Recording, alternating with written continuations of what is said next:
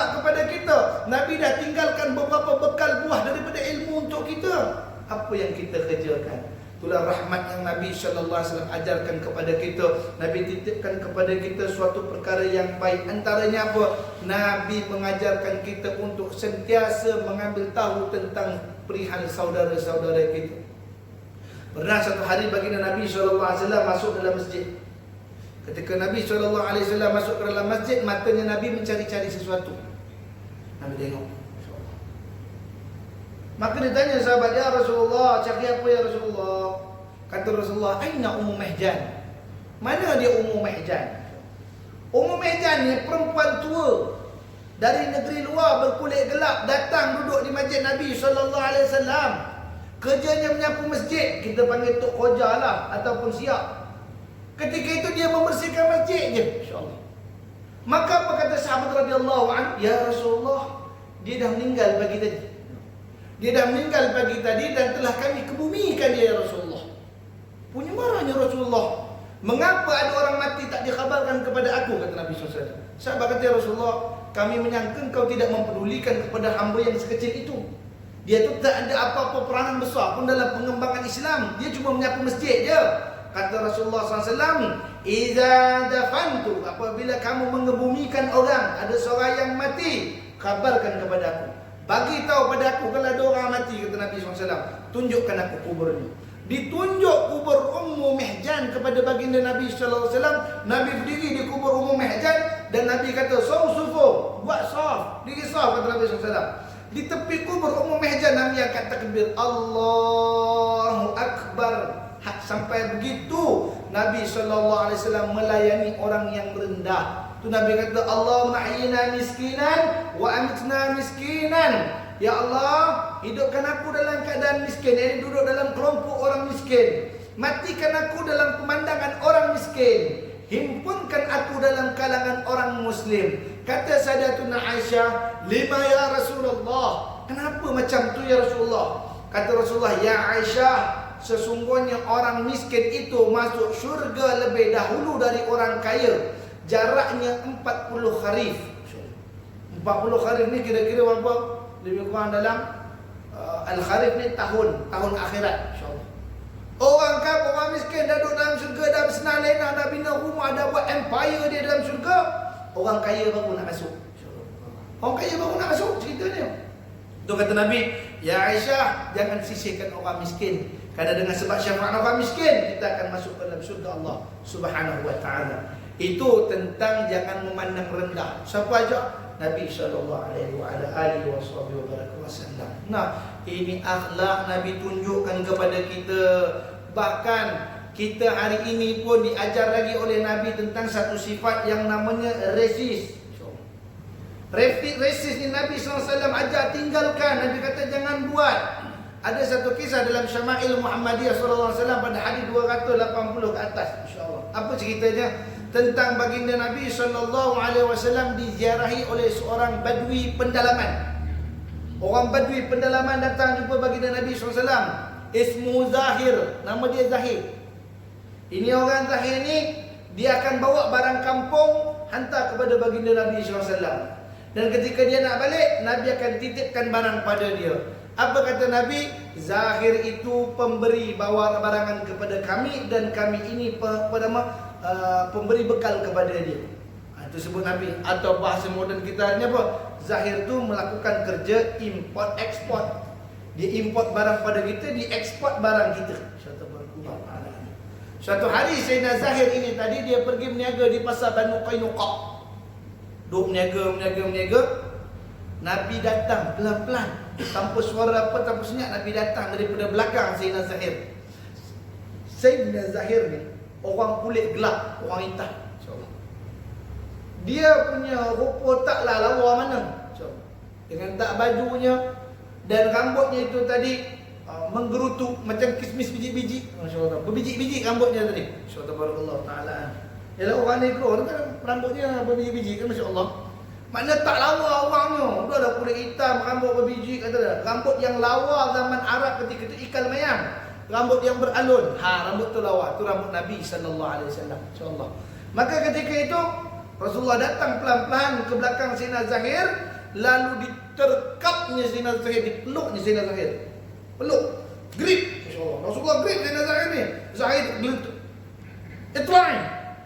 Man, siapa ni? Insya-Allah. Intalak, lepaskan aku, insya-Allah. Tinggalkan aku, siapa ni? Insya-Allah. Kemudian dia menolehkan kepala, dia dengar dengus Nabi gelak. Macam Nabi gelak gitu. Dia pandangnya baginda Nabi SAW yang peluk dia. Ketika itu senyaplah Sayyidina Zahir. Dia senyap, lalu dia menyandarkan badannya kepada Nabi SAW. Masya-Allah.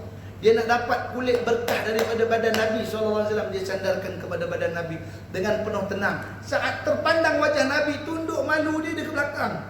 Nabi pun jerit di pasar, siapa nak beli hamba ni? Siapa nak beli hamba ni? Siapa nak beli hamba ni? Kata Sayyidina Zahir sambil tunduk, ya Rasulullah, kalau tuan jual saya, nescaya tak ada keuntungan yang tuan dapat, melainkan rugi je. Rugi tuan jual saya ni tak laku. Saya ni tak laku, kulit dah lah gelap, rambut dah lah menggotor, muka dah lah tak cantik. Tuan takkan dapat apa-apa dari jual saya, melainkan rugi je tuan. Penat jerit, insya-Allah. Kata Rasulullah, ya Zahir, engkau tu bernilai di sisi Allah. Antal ghani fillah. Engkau ni sangat mahal di sisi Allah.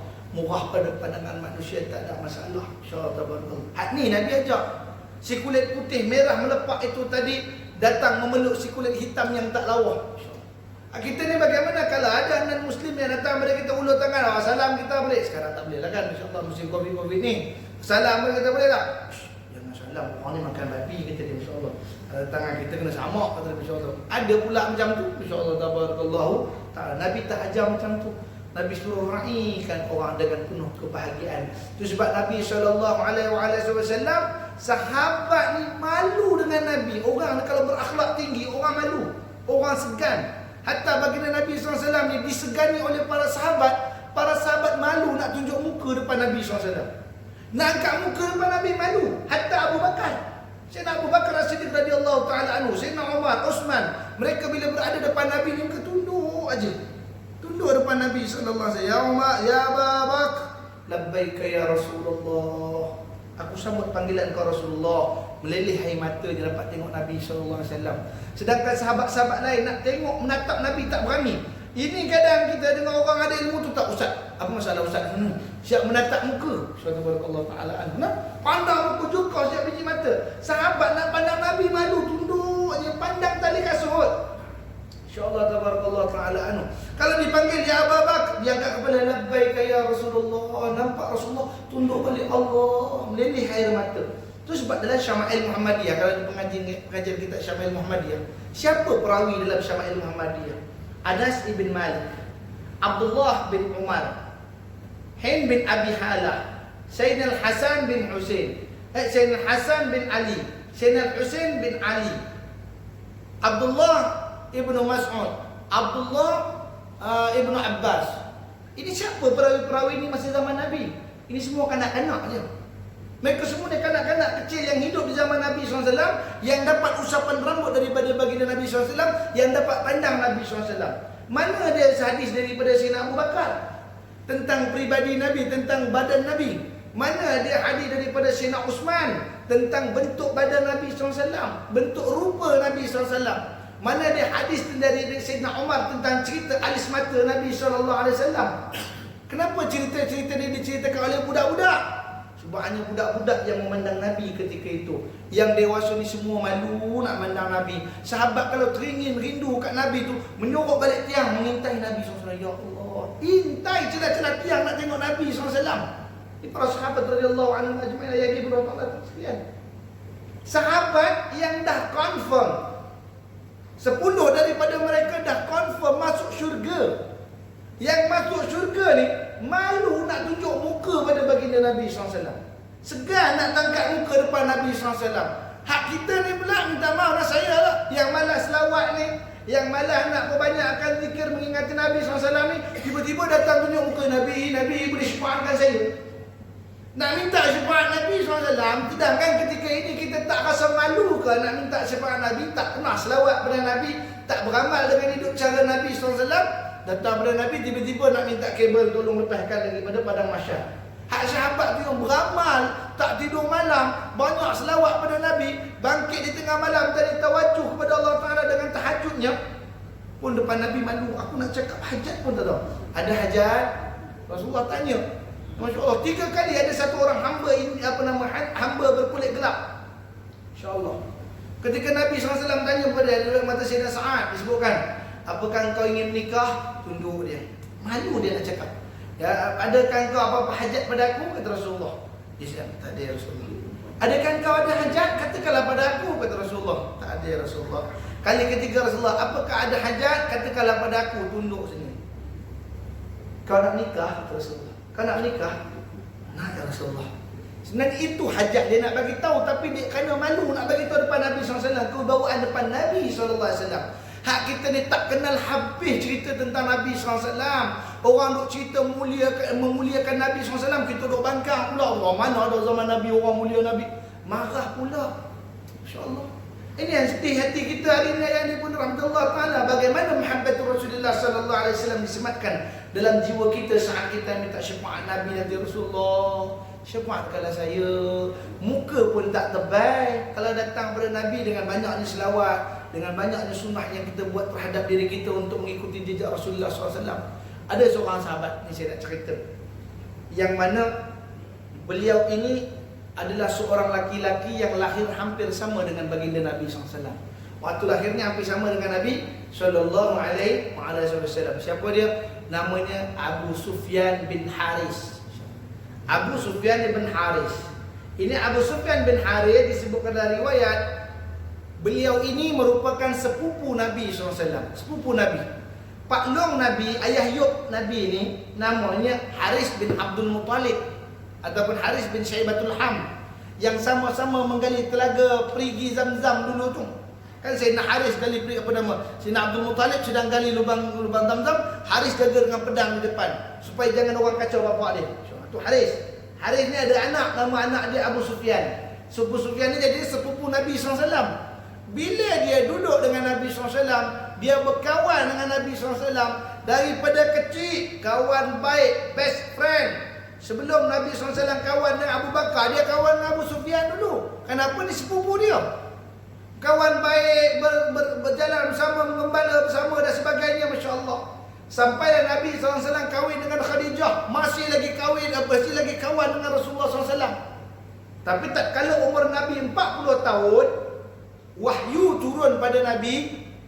Inilah manusia pertama yang mufarakah dengan Nabi SAW, yang lari daripada Nabi SAW. Dia berperang dengan Nabi SAW. Siapa? Abu Sufyan bin Haris. 40 tahun kenal dengan Nabi SAW, duk bermain dengan Nabi SAW, berkawan, nampak akhlak Nabi SAW 40 tahun. Itu kita kata kawan 40 tahun. Ini bukan sikit-sikit. Sekali je wahyu turun, tinggal Muhammad. Hampir riwayat mengatakan tidak ada peperangan yang memerangi Muhammad melainkan dalam tu ada Abu Sufyan bin Haris nak lawan Nabi Muhammad. Muhammad itu telah mengkhianati agama nenek moyang kita, insya-Allah. Lawan. Perang tiap peperangan sampai firman Allah Taala turun. Berkata Allah, "Ba'udzu billahi minasyaitonir rajim. Idza jaa'a nasrullahi wal fath ورأيت الناس يدخلون في دين الله أفواجا فسبح بحمد ربك واستغفر إنه كان توابا." إذا جاء kalau kita ngaji tafsir, insya-Allah, bila Allah sebut janji dia dengan kalimat iza pada depan tadi tu, maknanya apabila ataupun jika. Mana sebut apabila kata iza, maknanya benda tu pasti akan berlaku. Benda tu pasti akan berlaku. Iza jaa, apabila telah datang kepada kamu nasrullah, bantuan daripada Allah, hiwal fath. Begitu juga bila Allah nak cerita tentang kiamat, tentang kehancuran dunia, apa kata Allah? Iza zulzilatil ardu zilzalaha. Iza di situ artinya pasti akan berlaku, takkan lari daripada kelakuan tadi, tidak akan lari daripada janji tadi, insya-Allah. Allah kata idza jaa, akan apabila telah datang kepada kamu bantuan nasrullah daripada Allah, bantuan Allah, pertolongan Allah, hiwal fath, hingga pembukaan kota Mekah. Jadi ketika pembukaan kota Mekah, baginda Nabi SAW melebarkan sayapnya masuk daripada utara, selatan, timur, barat, mengepung bumi Mekah. Masuk kepung ni 10,000, 10,000, 10,000, 10,000 orang kepung masuk Mekah. InsyaAllah. Dalam perjalanan masuk Mekah tu, orang Mekah yang kafir-kafir yang perang dengan Nabi ni semua dah gelabah dah. Kata orang Perak udah 5,000. Tak tahu nak buat apa, berlari sampai hancur, pepak lerak hidup waktu tu. Sebab itu tak tahu mana kita nak buat ni, insya-Allah. Ketika itu ada salah satu daripada orang yang paling cemas, namanya Abu Sufyan bin Haris tadilah. Ush, Muhammad nak masuk Mekah ni macam mana gaya ni kita ni, insya-Allah. Packing baju dah siap-siap nak lari. Dah siap nak lari kan, tak boleh ni nak ngadap Muhammad ni. Bukan sikit-sikit orang datang. Kalau 4 penjuru, 4 sayap datang, 10,000, 10,000, 40,000 datang nak buka Mekah je. Nak buka Mekah je sampai 40,000 orang datang. Masa perang dengan Muhammad dulu kami bawa 10,000 orang je. Itu dah habis banyak lah, kami kumpul orang Arab habis banyak lah tu, 10,000. Hari ni dia datang nak buka Mekah 40,000 orang. Sikit je tu. Batalion tentera belakang standby lagi. Kan ketika Haji Wada, ketika itu dia riwayat kata ada 240,000 orang. Tak kurang 240,000 orang yang hadir dalam Haji Wada tu, insya-Allah. Ketika masuk Abu Sufyan dah nak lari, dah 5,000 tak senang hati. Kata isteri Abu Sufyan, "Abang, awak kan kenal Muhammad tu macam mana? Awak kan tahu Muhammad tu macam mana? Dia tu orang yang pemaaf bang.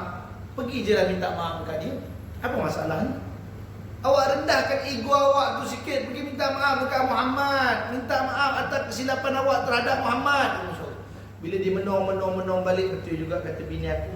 Sebenarnya bini Abu Sufyan bin Haris dah Islam dah. Dia dah masuk Islam awal daripada Abu Sufyan bin Haris, masya-Allah.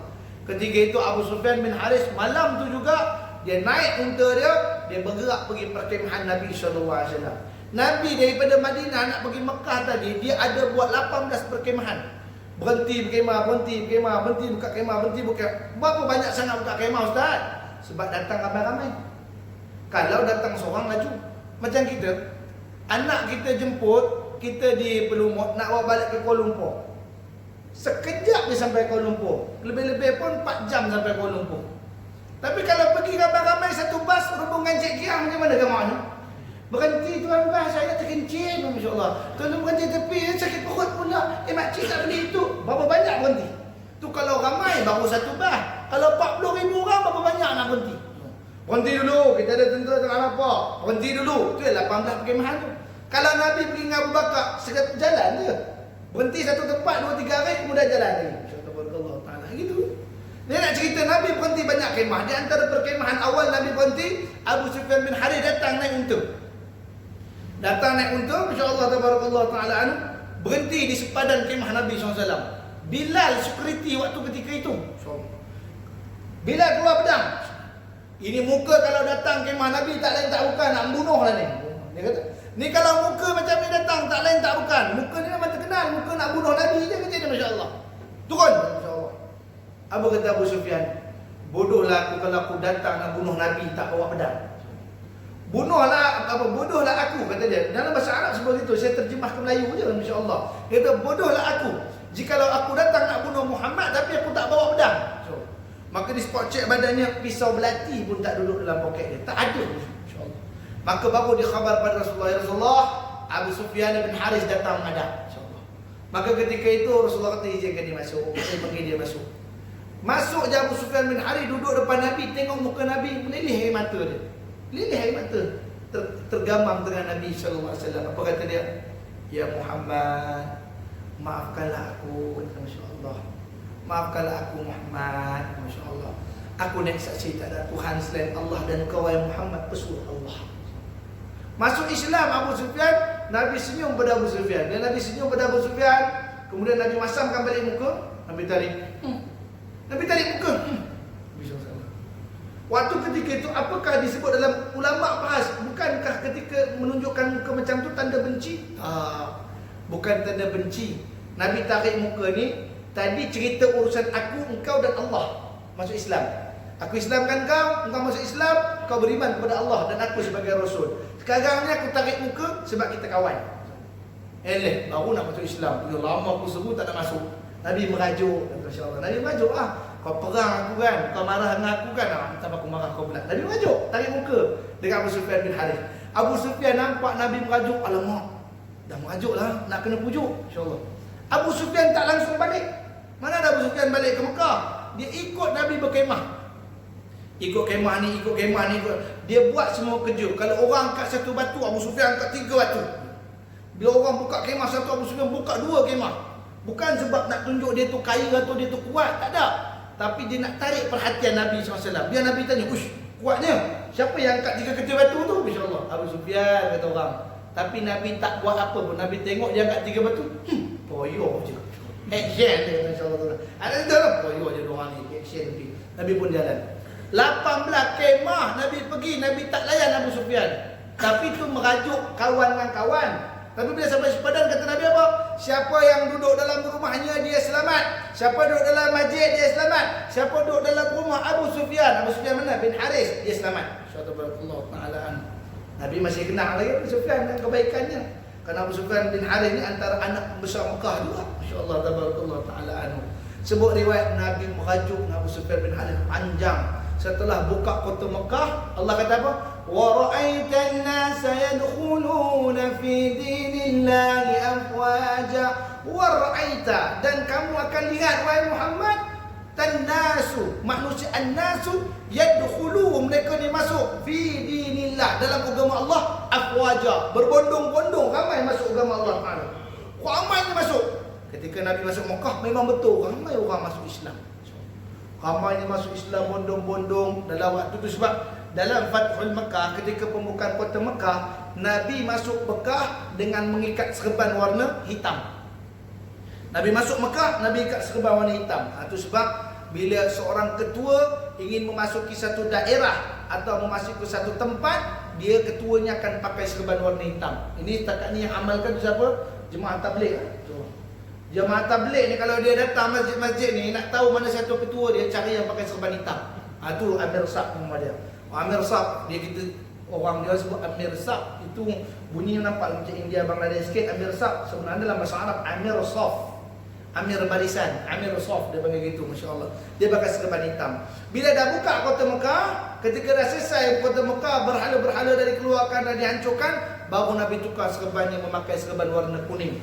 Itu sebab dalam fadilat kelebihan serban-serban Nabi SAW, warna apa yang Nabi pakai, warna apa yang Nabi tak pakai, ada disebutkan dalam perbahasan serban Nabi SAW. Baik, tak cerita itu. Kita nak sambung cerita tadi. Tak habis Abu Sufyan rupanya, Masya Allah. Nabi merajuk punya lama. Bila orang Islam dah ramai masuk Islam, berlakulah pertempuran di antara orang Islam dan orang Rom. Nak perang ni Islam dengan Rom ni, Masya Allah. Ketika itu baginda Nabi SAW telah mengaturkan bala tentera bergerak nak berperang.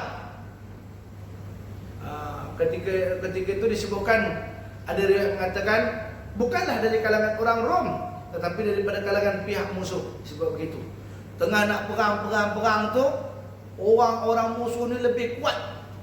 Mereka kuat. Bila sangat kuat, orang-orang Arab Mekah yang baru masuk Islam ni lemah jiwanya. Mereka belum dapat tarbiyah penuh kan. Dia tak macam orang Madinah. Madinah duduk dengan Nabi SAW. Hak ni kata-kata yang pergi perang ni orang baru masuk Islam. Bila pergi sana, gentar hatinya, dia mengundur, lari. Lari patah balik, lari di medan perang. Lari ke belakang, Nabi tengok semua lari. Nabi keluarkan pedang, Nabi angkat pedang. Apa kata Nabi SAW? Ana Muhammadun Nabiul la kadzib, kata dia. Ana bin Abdul Muttalib. Aku ni Muhammad, Nabi, bukan penipu, kata dia, Masya Allah. Aku ni Nabi, bukan penipu. Aku ni anak Abdul Muttalib. Bila orang dengar perkataan aku ni anak Abdul Muttalib, orang Mekah merasa malu. Takkan kami membiarkan anak pembesar kami mati di tengah medan perang. Naik balik mereka semua. Naik, lawan-lawan. Di antara yang naik tu ada satu orang laki-laki tiba-tiba muncul, macam peleset, zuzuzuzuzuzuz. InsyaAllah ta'ala sampai ke depan. Dia tu datang di depan Nabi SAW memakai pelitup. Masya Allah. Dia tutup mukanya. Ketika itu tak kenal siapa orang ni. Dia rembat je tali kuda Nabi SAW. Ambil, dia tarik ke depan. Kemudian dia hayunkan pedang depan belakang. Dia bunuh nyawa orang depan tu. Ta'ajuban Nabi SAW. Nabi Hairan, Nabi pelik. Siapa ni? Kuatnya. Ataupun siapa orang ni? Gagahnya mempertahankan aku, kata Nabi SAW. Sampai habis perang, Nabi tanya kepada Abbas, Ya Abbas, man huwa ya Abbas? Siapa dia tu Abbas? Siapa tu? Kata Nabi SAW. Ketika itu Abbas mandang Nabi SAW, Ya Rasulullah, maafkanlah dia. Inilah saudaramu, yakni Abu Sufyan bin Haris. Waktu tu dia tunduk lagi mukanya, pakai pelitup lagi, tak nak, malu nak pandang Nabi. Sebab orang tengah merajuk, dia segan nak pandang Nabi SAW. Ketika itu Nabi pun tengok, akhuna ya Abu Sufyan, saudara kami Abu Sufyan, anta sadiqi wa anta ikhwani, engkaulah sahabatku, engkaulah saudaraku. Abu Sufyan bin Haris. Nabi sebut begitu. Dia buka tutup mukanya, meleleh air mata penuh dalam muka, merah matanya, menangis, Ya Rasulullah, terima kasih Tuhan panggil saya saudara. Terima kasih Tuhan panggil saya kawan. Terima kasih Tuhan panggil saya sahabat. Kata Masya Allah. Abu Sufyan pun datang pada Nabi SAW. Yang ketika itu Nabi duduk atas kuda. Ketika itu Abu Sufyan duduk di bawah, pegang selipar Nabi, na'al Nabi, ni capal Nabi SAW dia pegang. Allah. Ketika dia pegang capal baginda Nabi SAW, diciumnya kaki Nabi SAW. Menangis dia di kaki Nabi SAW. Ya Muhammad, terima kasih kau maafkan aku. Maafkanlah aku Muhammad. Selama ini aku memerangi engkau Muhammad. Akulah sahabatmu wahai Muhammad. Aku balik pada engkau wahai Muhammad. Dicium di kaki Nabi SAW. Kata Rasulullah, sejak hari itu Abu Sufyan bin Haris tak pernah pandang Nabi. Kata Rasulullah tanya pada Aisyah, Ya Aisyah, kenalkah engkau seorang laki-laki yang apabila dia menghadap aku, matanya hanya tertumpu kepada tali kasutnya? Kata Aisyah, apakah dia Abu Sufyan bin Haris ya Rasulullah? Kata Rasulullah, bala, bahkan siapa lagi? Dialah orangnya. InsyaAllah. Ketika berhadapan dengan Nabi, dia tunduk aja. Kalau duduk dalam kuliah Nabi, menjauh kerana masa malu dengan Nabi SAW. Malunya aku dengan Nabi SAW. Hak ni baru buat salah depan Nabi. Masya-Allah, dan Nabi kenal. Bahkan Nabi dah maafkan, dia malu. Hak kita yang buat salah, yang Nabi tengok amal kita tiap hari ni, macam mana nanti kalau kita menghadap baginda Nabi SAW. Yang Nabi kata, Aina ummati, kita pun sini, kata Nabi insya-Allah. Yang sini tu yang paling banyak buat masalah. Masya-Allah taala. Ya Rahman, macam mana saya orang tu, masya-Allah. Nanti nak ngadap Nabi SAW, malu nak letak muka tak tahu mana. Ketika wafatnya baginda Nabi SAW, apa yang berlaku? Sayyidina Abu Sufyan bin Haris tiap hari pergi Baqi'. 6 hari dia pergi Baqi'. Pergi Baqi' bawa cangkul. Korek lubang. Umar Al-Khattab lalu, Ya Abu Sufyan bin Haris, Ya Ibnu Haris, apa yang kau sedang buat? Kata dia, aku sedang membina jalan untuk bertemu kekasih. Masya-Allah. Aku sedang membina jalan untuk bertemu kekasih. 6 hari kemudian Abu Sufyan bin Haris meninggal dunia. Dan dia dikebumikan di dalam lubang yang dia sendiri gali. Ini orang mana sebelum mati gali lubang sendiri. Hak kita ni mana lubang kita pun orang korek juga ni. Masya-Allah taala. Ni Abu Sufyan kata, aku sedang buat jalan nak bertemu dengan kekasih. Selang beberapa hari waktu daripada Nabi meninggal, Abu Sufyan bin Haris pun meninggal kerana sakit. Disebutkan sakit ni sakit apa? Sakit rindu dengan baginda Nabi SAW. Allah. Duk kenal aku ni Allah, 23 tahun aku duk lawan Nabi SAW. 40 tahun kawan belum menjamin kesetiaan. 40 tahun berkawan tadi belum menjamin ketaatan. Datang satu slack je dalam perhubungan tadi, putus kawan boleh perang. 23 tahun perang. InsyaAllah. Itu sebab kita tak bawa kawan 4 hari, 4 minggu, 4 bulan, 4 tahun. InsyaAllah tabarakallah nak lawan dengan Abu Sufyan. Arab ni akrab, sepupu lagi. InsyaAllah tabarakallah ta'ala. Itu sebab macam mana nak dekat dengan Nabi SAW? Dengan banyak kenal akhlak Nabi SAW. Orang yang dah menjauh pun akan datang dekat dengan Nabi SAW. Itu sebabkan dalam syair dia cerita apa? Lau kana bainana al-habib la dana al-qasim wal-qarib min taibatin qabla al-marib talibal qurbal habib. Lau kana bainana, kalau engkau ada di sisi kami Nabi, la danal qasim wal qarib, tidaklah orang yang menjauh jadi dekat. Dan kalau engkau ada dengan kami Nabi, nescaya engkau menjadi penyembuh penyakit hati kami. Penyakit hati itu apa? Rindu. Kami ni rindu Rasulullah. Tak ada jalan lain melainkan dengan pertemuan. Itulah tujuan Nabi SAW diutus ke dunia untuk menyempurnakan akhlak yang baik. Jadi hidupkanlah sunnah-sunnah baginda Nabi SAW tadi dengan cara apa? Dengan cara apa yang biasa kita lakukan. Jangan dengar maulud Nabi SAW malam tak apa, pagi tadi dengarlah Ustaz Ridwan Pudana. Saya bertekad nak jadi apa nama, ikut sunnah Nabi SAW. Balik-balik pergi jubah. Selalu pergi pakai baju Melayu dengan apa nama, dengan kabel ikat. Pergi tukar jubah, ikat serban, bakal besar bakal nangka. Tengok ikat terkepala. Insya-Allah. Sunnah Nabi. Duk celak dalam tongkat. Benda dia tak biasa. Subhanallah. Jangan terlalu drastik begitu. Tapi bagaimana yang kita nak mula buat sunnah Nabi? Lakukan sunnah Nabi dengan kelakuan yang biasa dalam hidup kamu. Berus gigi. Semua orang berus gigi rasa tak? Mulakan dengan berus gigi. Ambil berus gigi kerana niat sunnah. Atas ke bawah, atas ke bawah. Kemudian atas, mulakan dengan sebelah kanan dulu. Basuh kanan yang atas, kemudian turun kanan yang bawah. Kemudian naik kiri yang atas, kemudian kiri yang bawah. Kemudian tengah balik. Kemudian kanan atas, kemudian kiri kanan bawah. Kiri atas, kiri bawah. Tengah balik. Kanan atas, kanan bawah. Kiri atas, kiri bawah. Akhirnya basuh lidah. Ini Nabi SAW. Nah, beruh gigi hari-hari kita buat. Tak kalah nah. Lagi apa dia? Masuk masjid dengan kaki kanan, keluar kaki kiri. Itu sunnah yang kita buat kalau masuk masjid. Masuk masjid, angkat Allah maftah li abwab rahmatik, atau Allah maftah li abwab min fadlik. Masuk, insya-Allah. Nak keluar birahmatik. Nak keluar balik nanti pakai keluar kaki kiri. Masuk tandas kaki kiri, keluar kaki kanan. Akhlak Nabi SAW yang paling penting. Kadang-kadang manusia terlupa apa dia? Iaitulah ketika nak mencapai selipurnya di depan, dipijaknya selipur orang lain. Ini akhlak kena jaga dulu. Belajar jangan pijak selipur orang. Ustaz, selipur Ustaz kena suruh kena pijak ke? Tidaklah. Tapi nak bagi tahu, dalam mencapai harta kita, jangan kita pijak harta orang. Ini akhlak Nabi SAW. Sedayanya kita buat kecil-kecil dulu. Tak adalah perubahan drastik sangat. Orang apa tu, mandi nak solat, ada yang tak mandi kan? Semua mandi, insya-Allah. Sunnah Nabi SAW. Ketika bangun dari tidur, Nabi ambil air kosong, Nabi minum, insya-Allah. Sunnah Nabi SAW.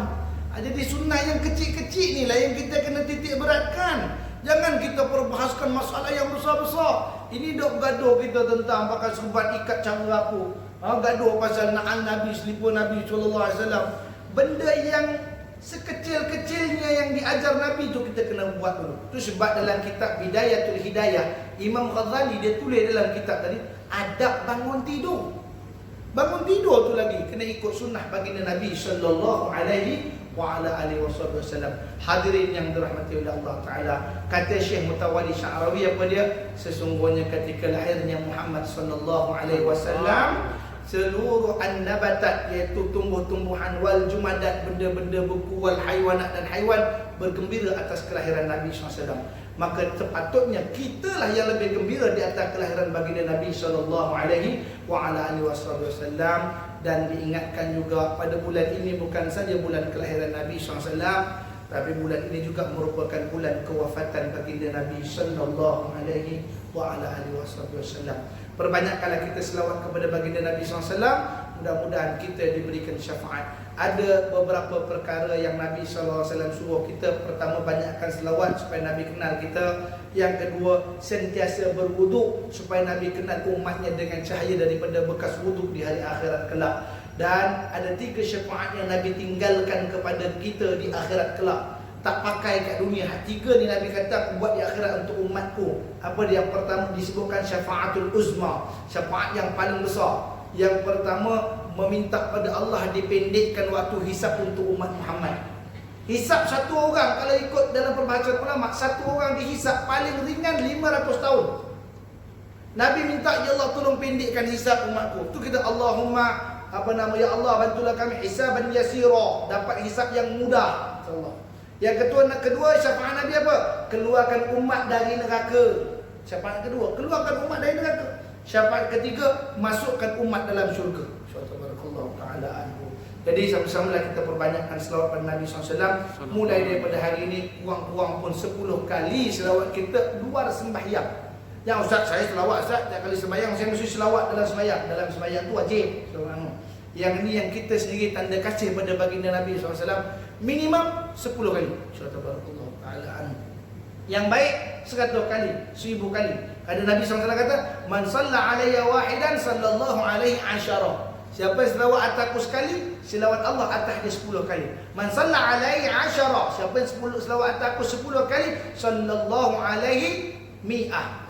Siapa yang selawat atasku 10 kali, Allah selawat atasnya 100 kali. Man salla alayya mi'ah sallallahu alaihi alfa. Siapa yang selawat atasku 100 kali, Allah selawat atas dia 1000 kali. Dan Nabi kata man salla alayya alfa. Siapa yang selawat atasku 1000 kali, wajabat lahu bi syafaati. Wajiblah dia dapat syafaat aku, kata Nabi SAW. Itu yang kita hendak, syafaat bagi Nabi SAW. Biasa kita dengar hadiah pertama depan je, sambungan sampai akhir tu, wajabat lahu syafaati, wajabat lahu jannah. Wajiblah dia dapat syafaat aku dan wajib dia masuk dalam syurga. Kerana banyak dia selawat kepada aku, kata baginda Nabi SAW. Mudah-mudahan kita mendapat inspirasi daripada selawat kepada baginda Nabi, dibukakan futuh jadi alim kita, dapat beramal kerana Allah Subhanahu Wa Taala, dan mudah-mudahan kita dipertemukan dengan baginda Nabi SAW dalam keadaan Nabi ridha pada kita, dalam keadaan Nabi senyum pada kita, dalam keadaan Nabi itu tadi mengharap dapat bertemu dengan kita, dan kita berharap untuk dapat temu dengan baginda Nabi SAW. Jadi sekadar itu saja pada pagi mulia ini yang dimuliakan Allah Taala.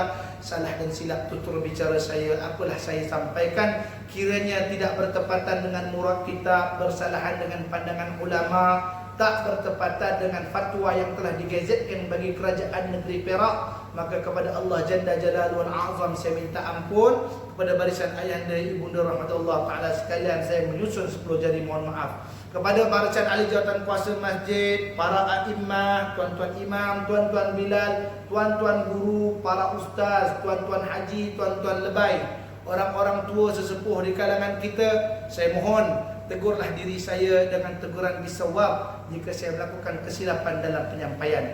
Aqulu qawli hadza wa astaghfirullahal azim li wa lakum wa lisairil muslimin wal muslimat wal mu'minin wal mu'minat fastaghfiru innahu huwal ghafurur rahim. A'udzubillahi minasyaitonir rajim. Bismillahirrahmanirrahim. Rabbana anfa'na bima 'allamtana, rabbi 'allimna alladhi yanfa'una, rabbi faqihna wa faqih ahlana wa qarabati lana fi dinina ma'a ali kudri unsa wa dzakar. Allahumma iftah 'alaina futuhal 'arifin, ihdina siratal mustaqim, صراط الذين أنعمت عليهم من النبي والصديق والشهداء والصالحين وحسن أولئك رفيقا يا أرحم الراحمين. وصلى الله على سيدنا محمد النبي الكريم وعلى آله وصحبه وسلم بفضلك سبحان ربك رب العزة عما يصفون سلام على المرسلين والحمد لله رب العالمين. تقبل الله منكم. السلام عليكم warahmatullahi wabarakatuh. Dan saya serahkan kepada tuan pengurusi majlis.